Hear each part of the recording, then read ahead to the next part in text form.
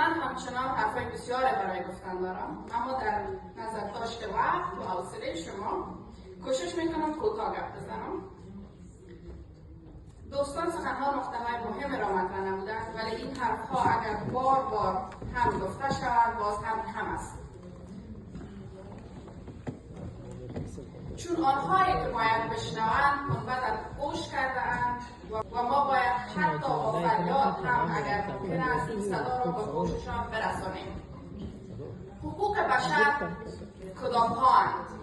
و یقین که این بحث هنوز ختم نشده، حرف‌های بسیار در مورد آن موجود است، ولی ما به گونه معمول وقتی در مورد نقض حقوق بشر در افغانستان صحبت میکنیم، مراد ما همان ابتدایی ترین، اساسی ترین و طبیعی ترین بخش حقوق انسانی است که در اعلامیه جهانی حقوق بشر در 1948 در همین پاریس از جانب ملل متحد تصویب شد و در دوره‌های مختلف سیاسی در افغانستان پذیرفته شد.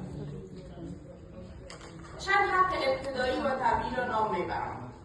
به گونه مثال آزادی، زندگی، منع شکنجه، منع بردهداری، محکمه منصفانه، آزادی بیان، آزادی فکر و اندیشه، آزادی عقیده و دین، حق ازدواج با رضا و انتخاب خود. و اینجا مقصدم از اسم رضا نیست. رقمی بودیم بیچاره خوش میگون بورا مردم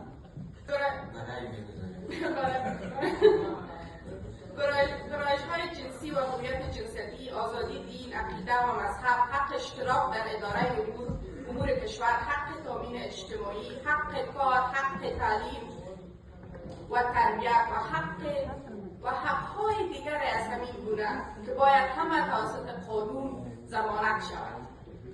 دلم می‌خواست که پیدا شود کم از کم بگویم که از همین جمع حق‌ها کدام یک در کشور ما رعایت می‌شود و یا اگر بهتر بگوییم کدام یک نقض نمی‌شود. حق و حقوق بشری تمام ملت پایمال شده است. هیچ کس در آن کشور آزاد تولد نمی‌شود.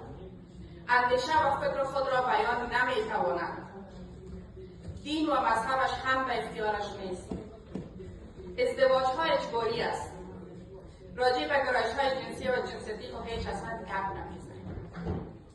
حق کار، تامین اجتماعی و تعلیم و تحصیل هم همان‌هایی هست که بسیاری برای خواستنش شکنجه شدند و زندان رفتند.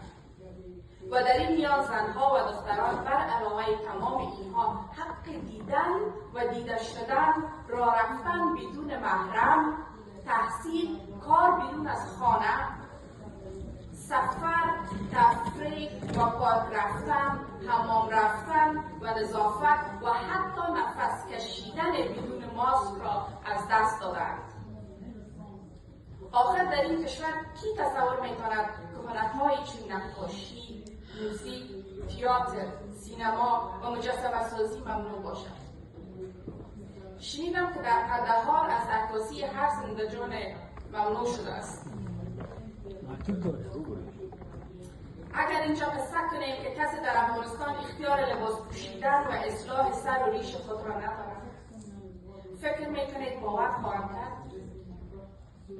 و هزار مثال دیگر که ذکرشان بیشتر به فکاهی و طنز میماند تا حقیقت یک جامعه 30 میلیونی در قرن 21 و در عصر هوش مصنوعی. آیا ما اینجا جمع آمدیم تا همین شرایط را بررسی کنیم؟ وضعیت حقوق بشر و به ویژه شرایط وحشتناک زندگی زنان کشورمان آنقدر واضح است که تنها کسانی که عینک سیاه دارند نمی‌بینند و صرف کسانی که پنبه در گوشند نمی‌شنوند. ما اینجا جمع آمدیم تا همین پنبه ها را با فریادهای آتشین بسوزانیم و عینک‌های سیاه را از چشم کردلان برداریم. من اینجا با همدلان خود جمع آمدیم تا به فشار بین المللی بر طالبان بیفزاییم، تا برای رسمیت شناختن حقوق انسانی همه و به ویژه حقوق زنان و دختران مجبور شوند. مبارزات زنان جهت دستیابی و حقوق انسانی برابر و جامعه عاری از تبعیض جنسیتی نیازمند همگونسازی دیدگاه‌ها و نظریات زنانه در چارچوب طرح سیاسی توزیع عادلانه قدرت و ثروت. من و همرمزانم جمع آمدیم تا سازمان‌های غیر دولتی و فعالان حقوق بشر را که در افغانستان فعالیت می‌کنند تشویق و حمایت کنیم و به جهان بفهمانیم که در افغانستان آپارتاید جنسیتی جریان دارد. من و همفکرانم اینجا و در همه جا از ایجاد کمپان‌های آگاهی رسانی بین‌المللی برای افزایش آگاهی در مورد وضعیت زنان در افغانستان تلاش می‌کنیم و از فراهم کردن بسترهای امن برای آموزش و کار زنان و ویژه در فضای مجازی پشتیبانی می‌کنیم. من و همه روشندلان اینجا هستیم تا نگذاریم زنان مبارزه که با شجاعت و عزم راسخ در برابر ظلم و ستم ایستاده‌اند و نمادی از مقاومت و امید هستند فراموش شوند. آنها با وجود تمام محدودیت‌ها و سختی‌ها همچنان صدای خود را بلند می‌کنند و برای حقوق خود مبارزه می‌کنند. کوشش می‌کنم تا آنها را به حافظه جامعه جهانی ترسیب کنیم تا فراموش نشوند. زنان مانند منیژه صدیقی که به دلیل فعالیت‌های حقوق بشری خود در زندان به سر می‌برند.